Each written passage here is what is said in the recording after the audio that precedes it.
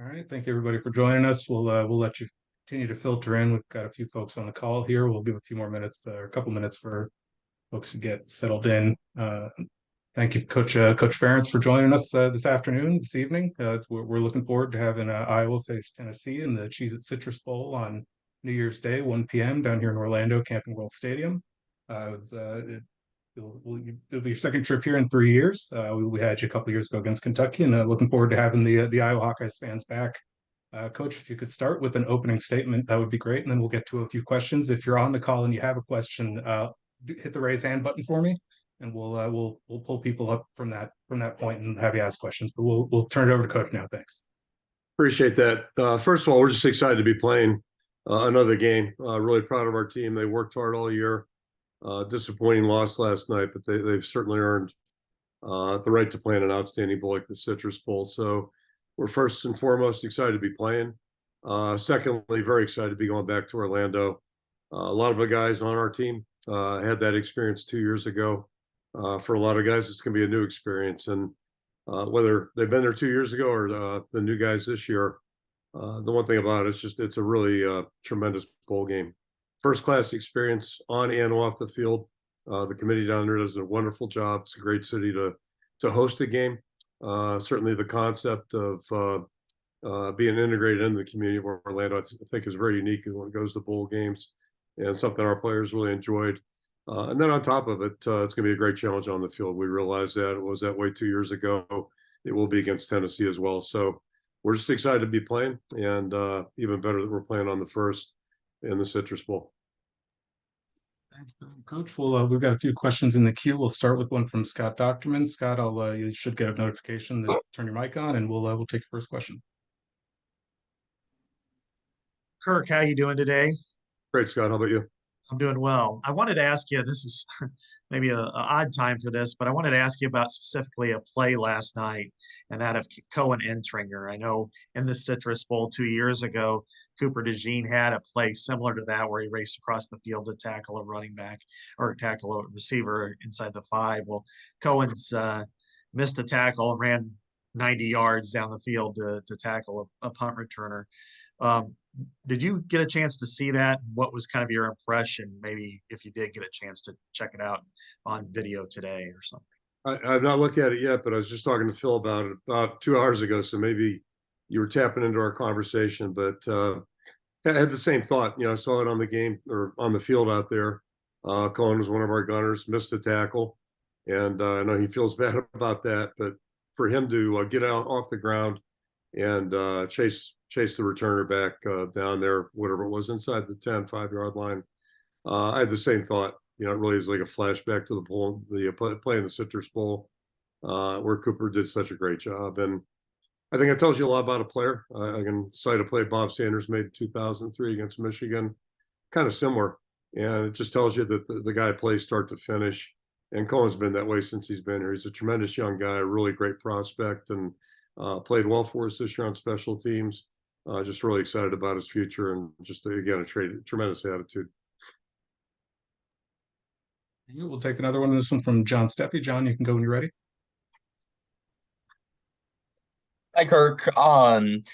With the transfer portal opening tomorrow, curious what's your approach to that, and any lessons learned from last year when you were more active than you were in past years? Well, yeah, first of all, just to comment on that, I think obviously this whole thing's progressed, and last year it made more sense to be more active than the year before. How it'll go this year, it's hard to predict. A year ago at this time, we had already met with our players. We met with them the week after Thanksgiving, and just talked to each and everyone about their futures, what they were thinking about, just so we had some indication of what our roster is going to shake out to be, and just encourage guys to take last week and this week to make a decision. As you might imagine, last week that really wasn't appropriate to talk to players about what they were thinking. Our focus was solely on the championship game. So we'll meet as a staff tomorrow morning and just talk jointly about the roster. Then we'll go through the process again, touching base with all of our players here the next 2 days. Already had one player call and indicate he is going to enter the portal. So, all in all, I think what you want for every player is for them to be happy with their situations. If a guy's not sure he wants to be here or sure he doesn't want to be here, then my encouragement would be maybe check something else out. We operate better with guys that are really fully invested. So, we'll do it pretty much the same way as last year. Outside of, again, we weren't able to utilize last week to just get some information. But my guess is by the end of the week, we'll have a little bit better idea what our roster is going to shape up like. And from then, we'll have a better idea how we can move forward too in terms of, looking in the portal and seeing what might be of interest to us. Thank you, Coach. We'll take our next question from Chad Lystico. Chad, you can go when you're ready. Hey, Kirk. Did you get a chance to see who got in the college football playoff? Are you aware of kind of what happened there? Well, I know who's in. I don't know the politics or discussions, and Okay. I know Florida State's not happy. I did catch that. Okay. But anyway, I know who the 4 teams are. Yeah. Gotcha. I was just kind of curious I think a lot of people respect your opinions on these things. When a team does something on the field and then maybe it's not necessarily rewarded and that type of thing, do you think that's a dangerous precedent or or do you have any thoughts, I guess, on kind of that aspect of college football, sort of passing an eye test versus what happened on the field? Yeah, I think as long as we're in this kind of situation, we're always going to have these discussions. There's no perfect way. It's kind of like a conference thing. Unless you have play a true round robin schedule, somebody's always going to complain about this team played that team and all that in conference play. It's as old as, at least, when I got here in '81, it was an issue then. So, long story short, I still had to tell my wife today, I'm still not sure we weren't better off just going to one rule as a rule. If you go undefeated, you really, help your chances. That wasn't true today. It wasn't true the year Auburn got left out. But overall, it's hard for more than 2 teams to go undefeated. So I'm still of the opinion, either you go 2 or you go whatever, 12, 14, 16. And 4's been okay. But again, there's no perfect system. And, whenever we do enter the expansion era, which I think starts next year, that's going to bring some challenges too. So, it gives everybody something to talk about, argue about, all those kinds of things. And it is unfortunate that a team could go undefeated. But, just, listening to the chatter, it sounds like you can make an argument for all 6 teams that were in the discussion, maybe more than that even. So, it's tough. It's just one of those things. And, we'll see what happens moving forward. Thank you, Coach. We'll take our next one from Corey Brada. Corey, you can go when you're ready. Hey, Coach. Congratulations on the bowl berth. And just have a question for you. I know last week against Nebraska, you made a pretty big decision in the second half to sub out Drew Stevens and go with a guy in Marshall Meter who hadn't seen the field for you guys yet. And of course, it worked out. As it relates to another position at quarterback, and I know you've been asked similar questions before, but Deacon's got, I think, 11 interceptions and about 9 games played, 11 turnovers in 9 games played. He has had a couple other fumbles that have been recovered by the offense. At what point do you kind of take the same view with that position with quarterback as you do with maybe kicker or DB at times, where you give another guy, a young guy, a chance to perform or prove himself in a game when another guy is struggling either to perform or struggling to protect the football? Yeah, 2 separate discussions here. But first of all, last week it was just clear Drew was not, he wasn't himself. 2 kickoffs out of bounds, really uncharacteristic for him, uncharacteristic for any good kicker, which we consider Drew to be. He's a proven player, proven performer. So at that time, I just felt it was a momentary decision. It was not a final decision. It wasn't a decision for the season. Drew kicked off last night and would have been in there for field goals, PATs. So, that's one separate circumstance. In Deacon's case, I think he's made a lot of progress. And last night was not an easy night. I don't know if you noticed the team we played was pretty salty on defense. They're a pretty good team. So you got to factor those things in. The other thing is you factor in, which is, both situations are tied together. Marshall Meter's been practicing really well since he's gotten here. He's practiced well all fall. He's behind a player who's proven and done a very, very nice job for us. So he really didn't get an opportunity. And when he did get his opportunity, he came through. Appreciative of that, not surprised. But Drew's still our starting kicker. And in Deacon's case, we watch practice every day. and we've watched it since the start of camp back in early August. And our decision as coaches is that Deacon gives us our best chance to play. That's really how we operate each and every position. So you just got to, I think, take in consideration his limited experience. And, the fact of the matter is the other two guys that are in the depth chart, three guys, if you want to include Tommy Polholski, none of them really have substantial experience either. So, again, we watch them in practice every day. It's no knock on anybody in the race. It's just our feeling that Deacon gives us our best chance. And, that's where we're at. Thank you, Coach. Our next one we'll take from Tyler Tashman. Tyler, you can go whenever you're ready. Hey Kirk, hope you're doing well. I'm just wondering what the value, I guess, of not only for older guys that are gonna get to play in the bowl game, but to use that extra practice time to help younger guys get more experience, and just kind of your take on balancing those two sides of things. Yeah, it's a great question. It's really really valuable, really important. And one thing I've always said, though, the most important thing about a bowl game is the experience for the players. And it so happens, we've been very fortunate. My 34 years here, quite frankly, we've always had good opportunities to go to great bowls and really nice venues. And I can tell you from experience, going to Orlando, this will be our third trip overall. It's such a great place to host a bowl, and they do a wonderful job, the committee. And a big part of the bowl experience is what the committee does to set things up for the players. So that's huge, and you want the players to earn, really enjoy it because they've earned the right to be there. That's still the concept of a bowl game. Second thing on the list in my mind is just, it's an opportunity for us to be together for another month and operate as a team. It's a very different schedule than what's been the last 14 weeks. A little bit more like a bye-week schedule, I guess, in some ways at this juncture. But it's just an opportunity for us to continue to operate as a team, and that's the best part about sports.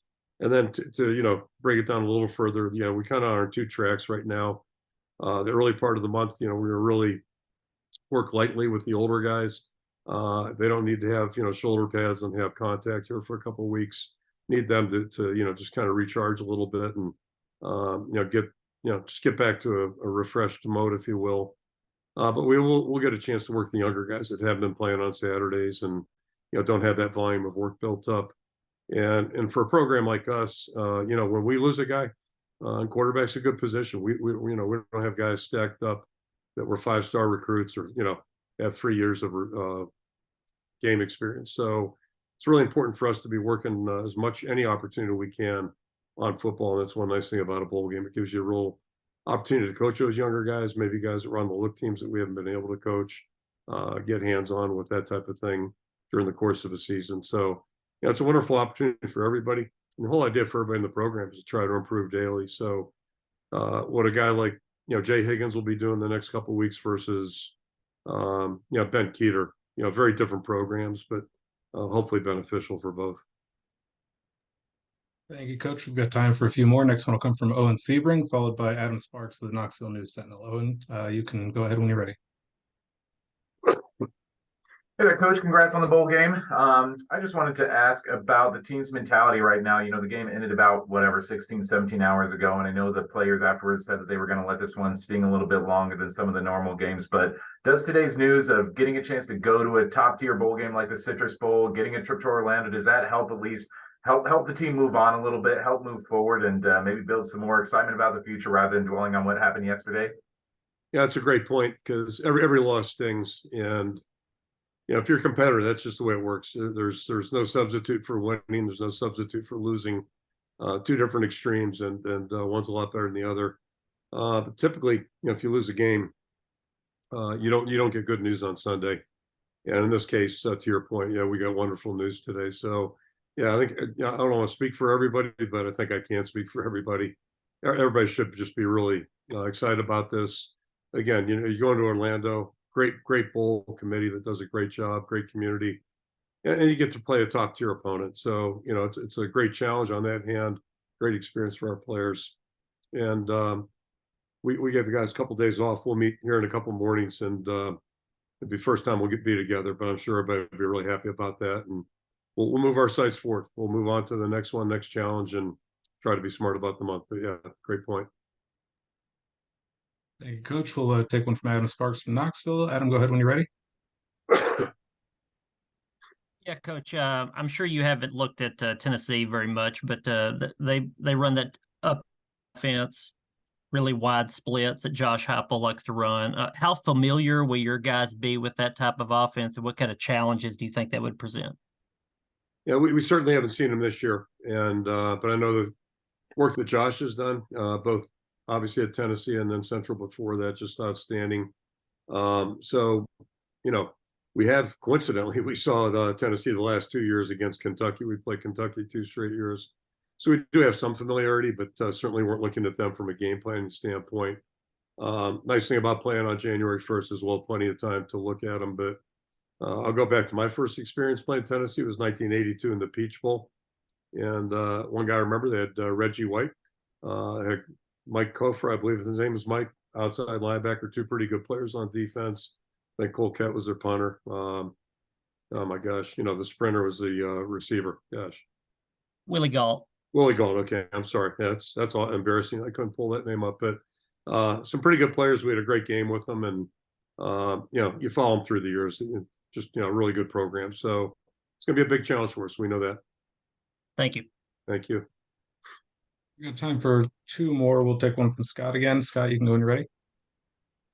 Yeah, Kirk, I just wanted to kind of ask you, you kind of alluded to your schedule coming up. Do you anticipate practicing much this week, or does that start a week from, say, tomorrow? We'll probably go real light Friday, Saturday. Just I don't want the guys to go a couple of weeks without getting on the field and doing some things. The older guys will be on and off the field really light, much like the bye week, and then we'll work the younger guys a little bit more. Then we've got our banquet here next Sunday, and then we go into finals week. So we'll be very, very limited during finals week, and then start pretty much in earnest after the last finals are over. Coach, we'll take one last question from Chad. Chad, go ahead when you're ready. Yeah. I kind of wanted to ask about the Tennessee up-tempo offense, but you sort of answered that already. So I'll ask about Phil Parker and the Broyles Award one more time. I don't think you've really gotten a chance to speak to that, but kind of given what happened last night against Michigan, I know you lost the game, but you held them to 213 yards. Is that one of the, I don't know, how would you grade kind of the job that he did against that offense last night? Yeah, I think anybody watching the game that's a football person would realize those were 2 really good defensive teams playing out there. And you factor in, at least in my mind, how good Michigan's been offensively the last 3 years. So it's really impressive. I thought our guys really competed hard, obviously, did a good job up front. Guys in the back end did a really nice job, and it was just a good team effort. But yeah, it definitely starts, Phil and the staff do a great job putting a plan together. And then most importantly, the players really went out and competed, and it all goes together. So can't say enough about the job Phil's done. 25 years in this program, since 2012 as a coordinator, and just to watch the growth, the improvement that we've seen in that regard. It's really impressive. I'm thrilled he's going to the Broyles Award banquet, and I believe it's tomorrow, next couple of days. So all the contestants there, I think there's 5 finalists. They're all excellent coaches, but for Phil to be in that group is outstanding. It'd be great if he won it. But I do know this, in terms of in this building, everybody really appreciates the job Phil does. True professional, just an outstanding coach, and it'd be really nice to see that recognized on a national basis. Thank you again for the time, Coach. We'll let you go with that. We appreciate it. We look forward to hosting you down here in Orlando again. As a reminder, that's Cheez-It Citrus Bowl, January 1st, 1 p.m., Camping World Stadium, TV on ABC. And we, I'm sure you'll enjoy a couple good weeks practice. Happy holiday, and we'll see you down here in a couple weeks. Happy holidays as well. Look forward to seeing you there. Thank you. All right, thank you, Coach. And we will have the Tennessee coach Josh Heupel will be available a little bit later today. It'll be about 6 p.m. Eastern. So we'll make sure it'll be via the same link for those who are on the call, but we will end the call for now. You'll just be able to access it back to the same URL, and we'll follow the same process then. That'll be about 6 o'clock, and we will see you guys then. Appreciate your time and flexibility, and we'll talk to you soon. Thanks.